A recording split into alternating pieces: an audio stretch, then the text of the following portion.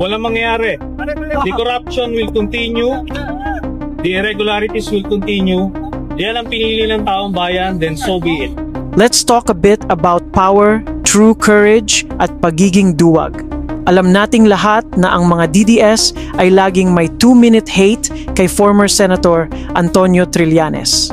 Isa si Sentry sa top 5 political enemies ng mga DDS o kulto ni Digongyo.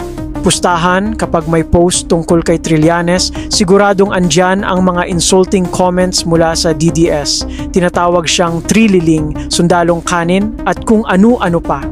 Ang insultong sundalong kanin ang paborito nilang itawag kay Trillanes.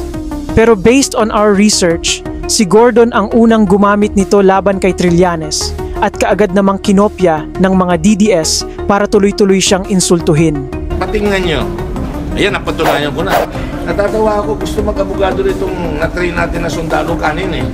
Pero kung tapang at paninindigan ang magiging batayan, malinaw na meron yan si Trillanes. At the very least, ipinaglaban niya ang alam niyang tama.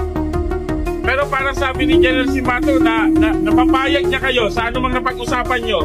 Well, sinabi na lang yan to para ano eh. Pero I believe na wala namang ma-implement. Wala namang ma-improve. You watch out. You observe. Wala mangyari. Ano nangyari ba ngayon? May nanalo ba, sir? Yes. It was a moral victory for us. Nasabi namin yung to. Ano mangyayari sa pag-report martial kayo? I don't know. We'll be in prison. Kapag hindi nasunod yung gusto niya, sir, anong pwede mangyari?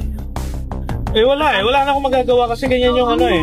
That's yun ang gusto ng Pilipino eh. Gusto niya yung Pilipino yung niloloko siya eh. Di ba? Gusto niya yung that he's being led by the nose. So, gano'n lang yan.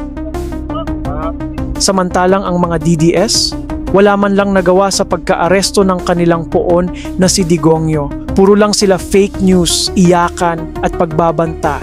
Lagi nilang pinapanakot na humanda tayo lahat kapag nakabalik ang mga poon nila sa kapangyarihan. Pero ano ba talaga ang ibig sabihin niyan? Balang araw, per chance, kung isa sa inyo magkakaroon ng kaso, at joking ko yung mga politika to, ay, alam mo naman politika ito. Sabi ko siguro, doon, hatakin mo yan doon sa maligayahan kayo niya. Una-una, I don't know about, but my family, lalo na si Vice President,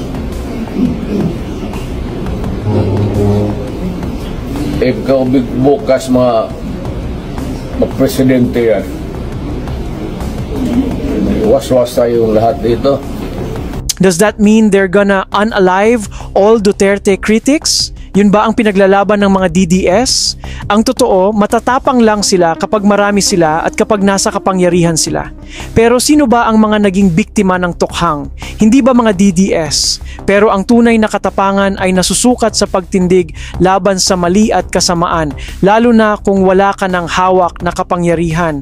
When you have nothing to lose,